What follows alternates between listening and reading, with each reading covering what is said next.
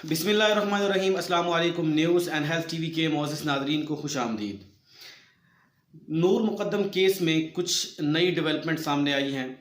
ख़ास तौर पे जो नूर मुक़द्दम केस का जो फ़ैसला है वो महफूज कर लिया गया है। इसके अलावा जो अहम पेशरफ्त सामने आई है वो ये है कि मुल्ज़िम ज़ाहिर जाफ़िर ने अपना एतराफ़ जो बयान दिया था, एतराफ़ी बयान दिया था, वो उसने अदालत में बता दिया है। और वो आप सुनेंगे तो आपको आपके जो होश हैं वो उड़ जाएंगे कि कैसे उसने इंकशाफात किए, कितना घिनौना उसने जुर्म किया है। फिर उसके बाद ज़ाहिर के जो खौफनाक जो एतराफ़ी बयान था, उसके बाद पिस्तौल का भी पता चला है कि जो वो पिस्तौल उसके हाथ में थी वो किसकी थी। ये भी इस वीडियो के अंदर आपको बताएंगे। मज़ीद वीडियो देखने से पहले आप लोगों से रिक्वेस्ट है, मेरे चैनल को सब्सक्राइब करें और साथ लगे बेल आइकन को प्रेस करें ताकि आपको अपडेट मिलती रहे।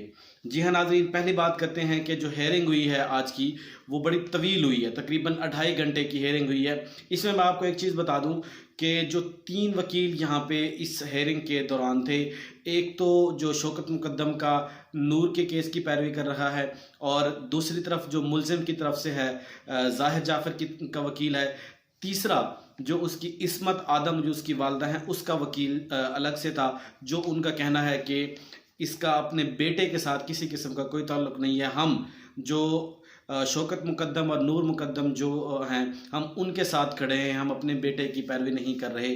लेकिन जो सबूत मिले हैं वो कुछ और बताते हैं। इसने अपने आप पहले सुन लें कि एतराफ़ी बयान में उसने कहा क्या है। एतराफ़ी बयान में सबसे पहले उसने कहा कि मैंने नूर मुक़द्दम को शादी के लिए कहा तो उसने इनकार कर दिया।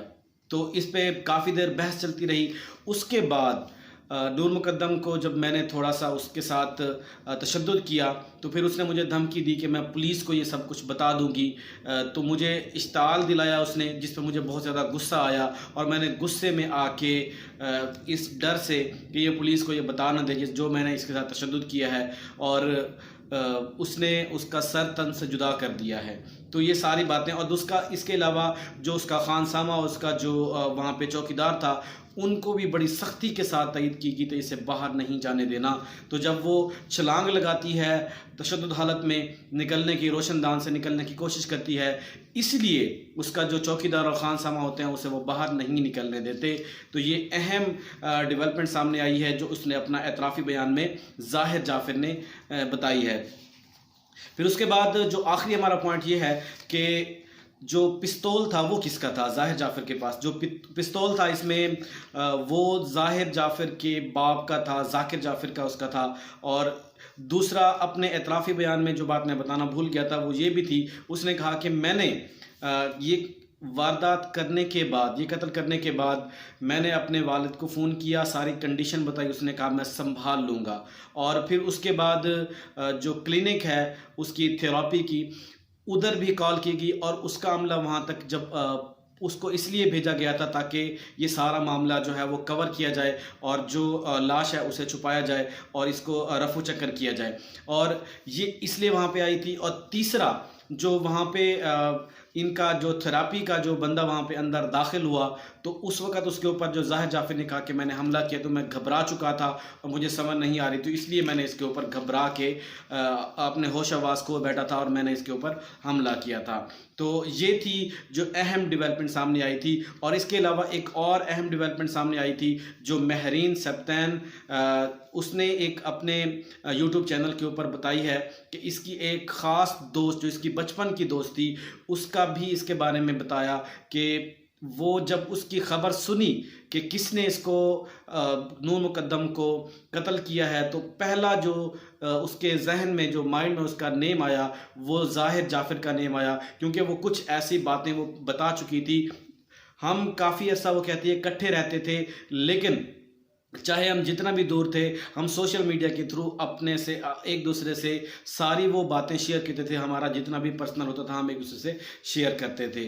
तो ये सारी बातें सामने आई थी। तो देखते हैं कि आने वाले दिनों में क्या डेवलपमेंट सामने आती है, क्या खानसामा जो मुलाजिम है वो उसको सज़ा क्या होती है, क्या वो छूट जाएंगे, और जो ज़ाहिर जाफ़िर के वालिदैन हैं इस्मत आदम और ज़ाकिर जाफ़िर, उसके साथ अदालत क्या फ़ैसला करती है। और इसका फ़ैसला तो अटल है اور دعا کریں کہ اس کے ساتھ اگر ایک کیس اور اس کے اوپر دفعہ لگ جائے جو پاکستان کی تعزیرات 311 لگ جائے، تاکہ اگر یہ اپنے اثر حاصل کر کے جو ورثاء ہے اس کے مقتولہ کے اس کے ساتھ یہ صلح نہ کر لیں، کیونکہ اس وقت جو کیس چل رہا ہے وہ کیس جو پاکستان کی جو دفعہ ہے وہ لگائی گئی ہے 302 لگائی گئی ہے، جو کہ قابل صلح جرم ہے. تو اگر اس کو ختم کر کے 311 لگایا جاتا ہے تو پھر کنفرم ہو جائے گا کہ ملزم ظاہر جعفر جو ہے وہ بچ نہیں سکتا، اس کو سزا یقینی ہوگی. پھر عمران خان کا جو فیصلہ تھا کہ ملزم چاہے جتنا بھی امیر ہو، اگر وہ دوہری شریعت بھی رکھتا ہو تو وہ نہیں بچ سکتا، تب جا کے یہ فیصلہ جو ہے وہ اٹل ہوگا، اس کو سزا ہوگی. تو اب تک کے لیے اتنا ہی. اپنا خیال رکھیے گا اور میرے چینل کو سبسکرائب کرنا مت بھولیے گا. ویڈیو اچھی لگی ہو تو اس کو لائک کریں، شیئر کریں اور کمنٹ سیکشن میں اپنی رائے کا اظہار ضرور کریں. اللہ حافظ.